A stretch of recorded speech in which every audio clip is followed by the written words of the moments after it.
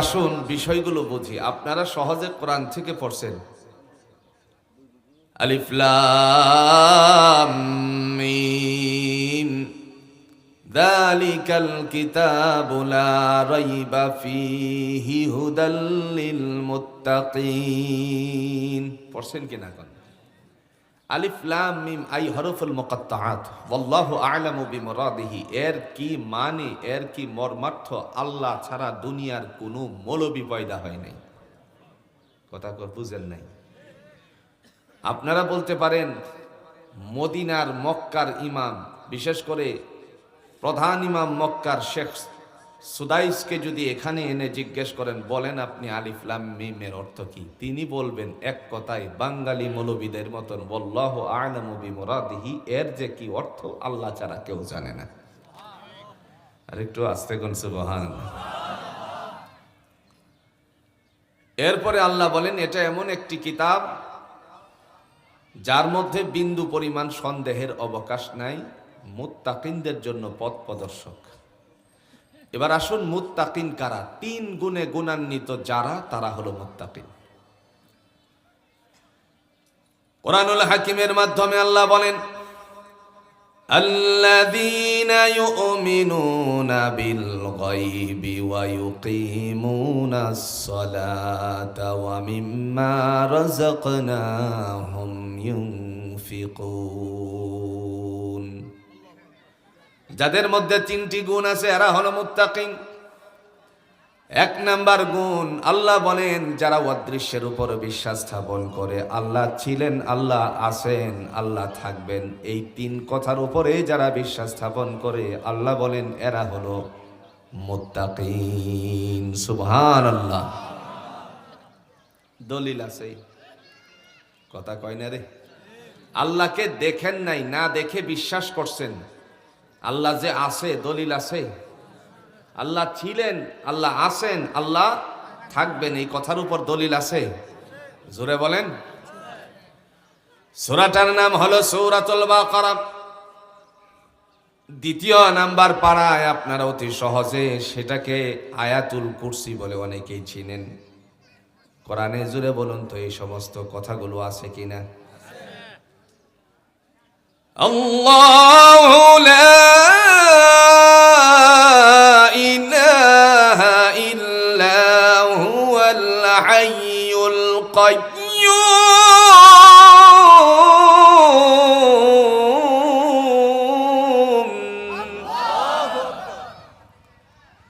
মহান আল্লাহ বলেন আমি হলাম এমন সত্তা যার সাথে কোনো অংশীদারিত্ব নেই। আল হাইয়ুল কাইয়্যুম, তিনি চিরঞ্জীব, চিরস্থায়ী, ছিলেন এবং আছেন, থাকবেন। জুড়ে বলুন তো ঘোষণাটা কার?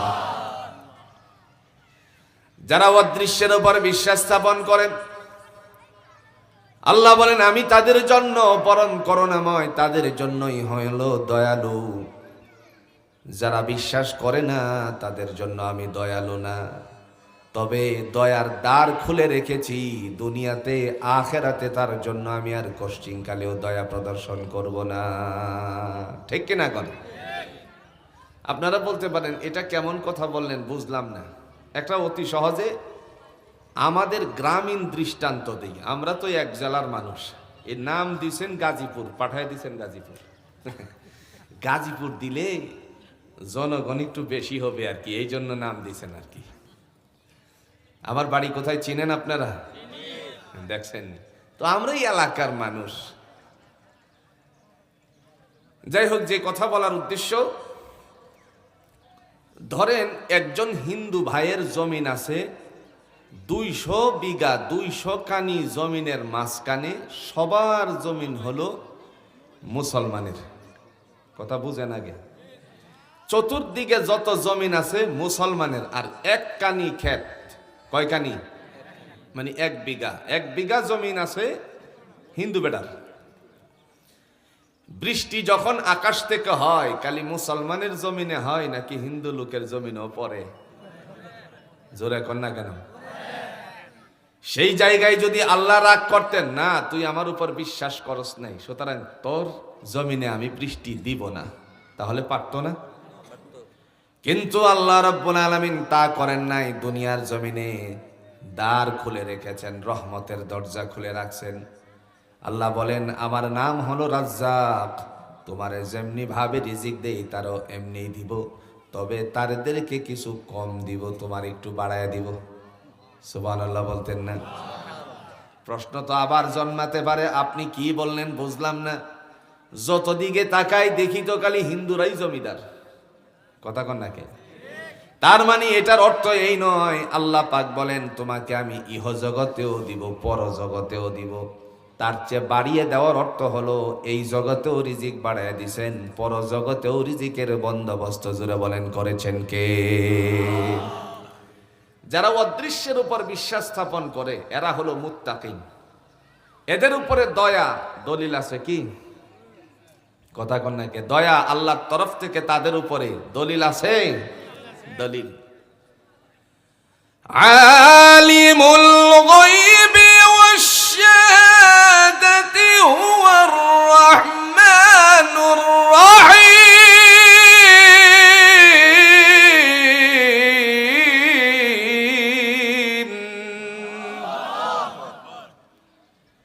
মহান আল্লাহ রাব্বুল আলামিন বলেন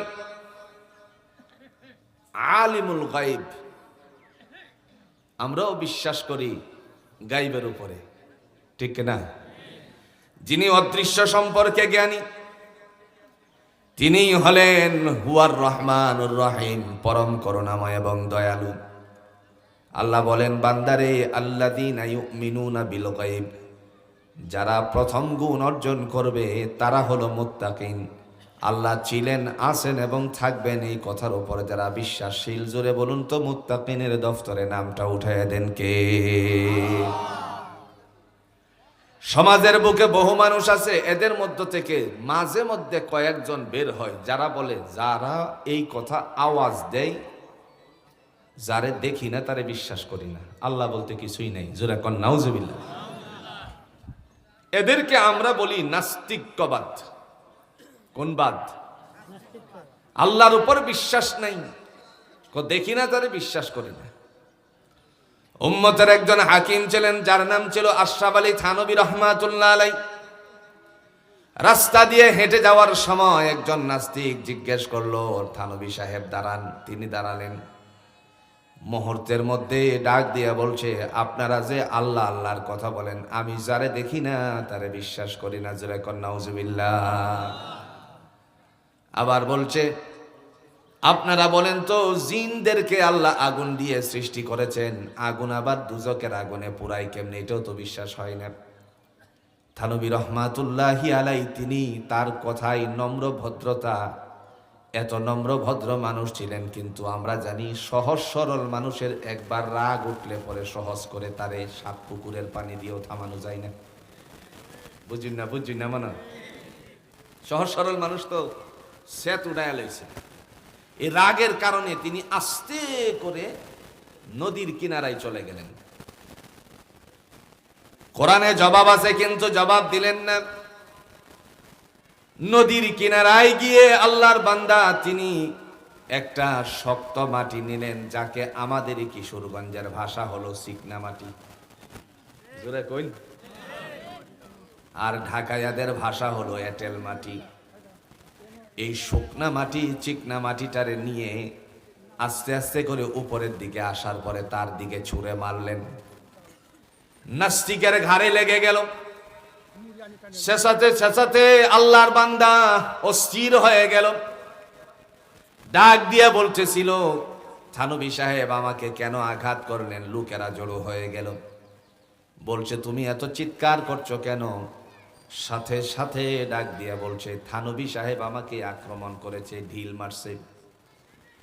লোকেরা জিজ্ঞেস করলো হুজুর আপনি কি এই কাজ করেছেন নাকি? মুহূর্তের মধ্যে ডাক দিয়া বলছে আমি যা করেছি তার প্রশ্নের জবাব দিয়েছি। ঢিল মেরে কি কাউকে প্রশ্নের জবাব দেওয়া যায় নাকি? তিনি বললেন তাকে প্রশ্ন করুন, সে আমাকে কি জিজ্ঞেস করেছিল, কি বলছিল বলো। আল্লাহর বান্দা নাস্তিক তিনি বললেন, সে বলল আমি প্রশ্ন করেছিলাম যাকে দেখি না তারে বিশ্বাস করি না। এই মুহূর্তে তিনি আমাকে আঘাত করছেন, মানে আল্লাহকে আমি দেখি না, বিশ্বাসও করি না। থানভী সাহেব তিনি বললেন, আপনারা জিজ্ঞেস করুন তাকে, আমি যে তারে আঘাত করেছি সে ব্যথা পাইল কিনা। আপনারা বলছে ঢিল মারলে ব্যথা পাবেন, ইঁদে মারলে ব্যথা পাইবনি। মুহূর্তের মধ্যে ডাক দিয়া বলল, অবশ্যই ব্যথা পেয়েছি, ব্যথা পেয়েছি। কথা বলার সাথে সাথে বললেন, কোন জায়গায় ব্যথা পেয়েছো ওনাদেরকে দেখাও। আপনারা বলুন তো, ব্যথা কি কখনো কাউকে দেখানো যায় নাকি? মাথা ব্যথায় অস্থির ছেলেটা, আবার পেটের ব্যথায় অস্থির হয়ে গেছে। জোরে কোন তো, চিৎকার দিলে পরে মানুষেরা জড়ো হয়, ব্যথা কি কোনো সময় দেখানো যায় নাকি? বাবা কি হয়েছে? মাথা ব্যথা করতেছে। তো মাথা ব্যথা করতেছে, তার চিৎকারে লোকেরা অনুভব করতেছে, সে নিজেও অনুভব করতেছে। এই মুহূর্তে আল্লাহর বান্দা বললেন, নিজের শরীরের ব্যথা তুই তাদেরকে দেখাতে পারছিস না, যে আল্লাহ তোরে সৃষ্টি করছে, তাহলে তারে কেমনে দেখবি? সুবহানাল্লাহ বলতেন না? নিজের গায়ের ব্যথাটা নিজে দেখতে পারতেছিস না, দেখাতে পারতেছিস না, যে আল্লাহ তোরে সৃষ্টি করেছেন সেই আল্লাহকে তুই কেমনে দেখবে? সুবহানাল্লাহ বলেন। আচ্ছা, এবার ডাক দিয়া বলল, তুই প্রশ্ন করেছিলি, আরেকটা প্রশ্ন কি ছিল জিজ্ঞেস করেন তো, দুজকের আগুনে জিন দিয়ে কেমনে পোড়াবে? কারণ জিনরেও তো আল্লাহ আগুন দিয়ে বানাইছে, আগুন রে পুরাই কেমনে? মুহূর্তের মধ্যে বললেন, আমি যে তাকে আঘাত করেছি সে ব্যথা পেল কি না? বলছে ব্যথা পেয়েছে। কি দিয়ে মারছি? লোকেদের সামনে বলল, আমাকে মাটি দ্বারা আক্রমণ করেছে, আঘাত করেছে। আল্লাহর বান্দা বললেন, থানভী সাহেব রহমাতুল্লাহ আলাইহি তিনি বললেন, মানুষকে সৃষ্টির জন্য আল্লাহ 4টা পদার্থ নিয়েছেন, তার মধ্যে একটা পদার্থের নাম হলো মাটি। জোরে কোন কি? আমি মাটিরে মাটি দিয়ে আঘাত করলাম, বুঝেন? মানুষের শরীরে মাটি আছে না? যারা কন্যাকে মাটি আছে না, এই নখ দিয়ে যদি এরকম করে খোঁচা দেন, এই রোদের মধ্যে থাকিয়া যদি খোঁচা মারেন, তাইলে একটু ময়লা বের হয় কিনা? কোন মাটি দিয়ে মানুষকে সৃষ্টি আছে একটি পদার্থ, এই মাটি দিয়ে তারে আঘাত করলাম, সে ব্যথাকে পেল কেন জিজ্ঞেস করেন। ব্যথা পাবো না। তিনি বললেন, ওরে বোকা, মাটিরে যদি মাটি দিয়ে আঘাত করলে পরে ব্যথা পেতে পারে, যে আল্লাহ জিনদেরকে আগুন দিয়ে সৃষ্টি করেছেন, ওই আল্লাহ জিন্নাতদেরকে আগুন দিয়ে পোড়ানোর সক্ষমতা রাখেন। ক্ষমতা কার? আর একটু আস্তে কই, দলিল আছে, দলিল আছে। তাবারাকাল্লাযী বিয়াদিহিল মুলকু ওয়া হুয়া আলা কুল্লি শাইইন কাদির।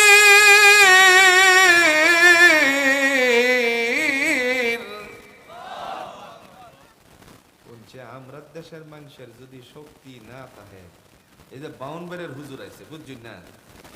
হ্যাঁ, মুফতি ইউসুফ বিন ইকবাল, ব্রাহ্মণবাড়িয়া বাড়ি, হ্যাগর দেশে শক্তি মাশাআল্লাহ আছে। কসবার ওই সাইড দিয়ে যখন তার কাটার বেড়া ছিঁড়ে বিড়ে বাংলাদেশে বাবুরা আসতে চাইছিল, বুঝছেন না মানে? পরে এই যে আমরা দেশ এই বালাম, আমরা দেশ কি কয় বালাম, হেরা এই এক কাটটা নিয়ে বেরিয়ে পড়ছে। বাইরে এদের স্লোগান একটা, ওই বাউন বাইরিয়া, কথা বুঝছি না মানে? স্লোগান কিন্তু অন্যটা না। তোরা আইতাছস দেখায়া দিমু, আইতাছস দেখায়া দিমু, এরকম কিছু স্লোগান না। হেরা খালি উড়াইছে আর কইছে বাউন বাইরিয়া। হাই রে, দেখে সারা দেশ ঠান্ডা হয়ে গেছে।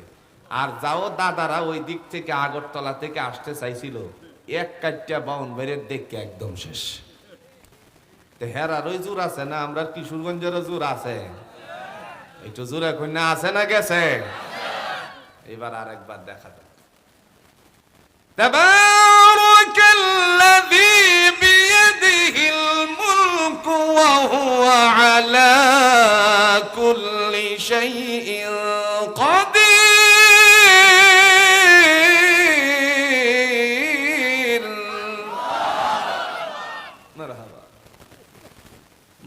রাব্বুল আলামিন বলেন, বরকতময় রব আমি আল্লাহ, আমি হলাম বরকতময় রব, যার হাতে ক্ষমতা। ইন্নাল্লাহা আলা কুল্লি শাইইন কাদির, সমস্ত বস্তুর উপরে জোরে বলুন তো ক্ষমতা কার? এজন্য আগুন দিয়ে আগুন রে পোড়ানোর ক্ষমতাও জোরে কোন আছে কার? সেই মহান রব্বুল আলামিন ডেকে বলেন, হে জগৎবাসী শোনো, আল্লাযীনা ইউমিনুনা বিল গায়ব, যারা অদৃশ্যের উপরে বিশ্বাস স্থাপন করে তারা হলো আমার কাছে মুত্তাকিন। আল্লাহ ছিলেন, আল্লাহ আছেন, আল্লাহ থাকবেন, এই কথার উপরে যারা বিশ্বাসশীল হয় মুত্তাকিনের দফতরে জোরে কন্ত নামটা উঠাইয়া দেন কে? আরেকটা সহজ ভাষায় বলি, আল্লাহ যে আছেন, আল্লাহ কি মাঝে মধ্যে জিমায়নি? কথা কোন নাকি জিমায়? তো আল্লাহ কোন জায়গায় আছে? জোরে কোন? আল্লাহর একটা অফিস আছে, অফিস। আল্লাহ বলেন, খালাকাস সামাওয়াতি ওয়াল আরদি তিবাকা, আকাশ আর জমিনটাকে আমি স্তর বিন্যাস করেছি, রক্ষণাবেক্ষণের জন্য আমি একটা অফিস করছি। সেই অফিসটা হলো আরশে আজিমে। আল্লাহর অফিসটা জুড়ে বলুন কোন জায়গায়? আলাল আরশ, আরশে। এখন আরশের মালিক মনে হয় আপনাদের কোদালাটিয়াতে নাই। কদ্দুরা কোন কাছে আসেনি? কাছে আসেনি? কাছে যে আছে কোন দলিল আছে? জোরে কন্যাকে দলিল আছে?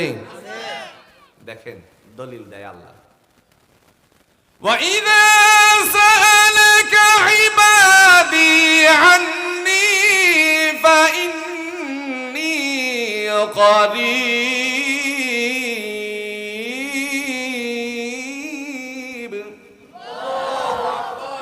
أُجِيبُ دَعْوَةَ الدَّاعِ إِذَا دَعَانِ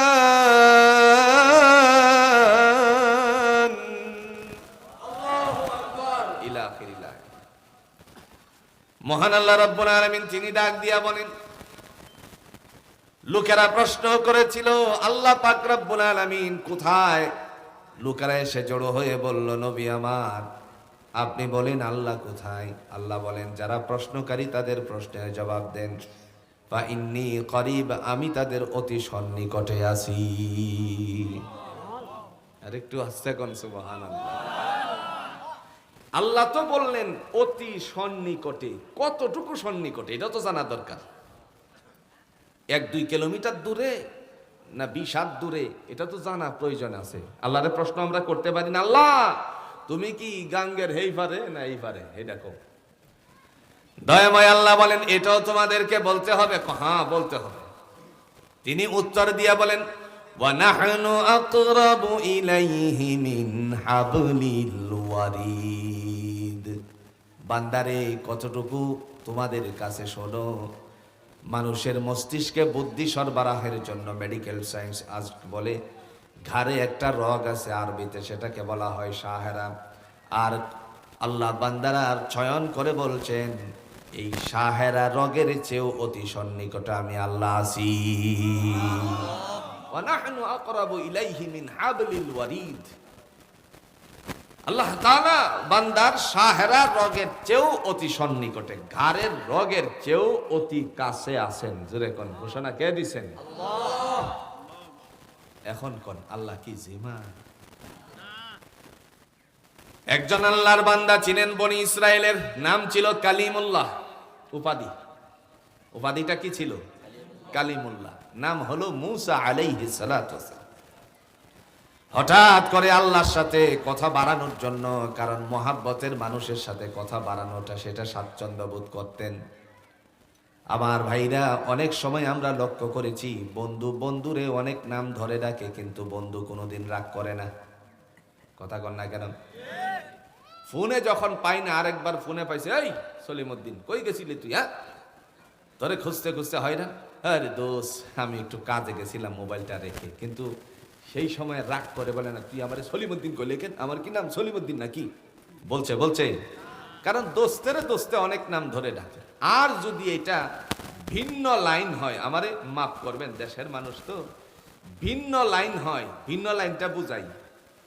যদি ছেলে মেয়েও এ জায়গায় ডেট, বুঝুন না, বুঝুন না মনে এটা কানও লাগাইছে যে আসেনি আসেনি, হাতে আছে মুঠোফোনে সদা করে আলাপনে নিশি জেগে জেগে, চিৎকার মেরে বলে কেউ নাই তোমার মত না আমার পরাণ বাগে। ওরা নিউ বাটপারের দল, ওরা নিউ বাটপারের দল, আর সুযোগ নেই পিস্তল, ওরা শয়তানের দলবল, ওরা ইবলিসের দলবল, ঠিক না?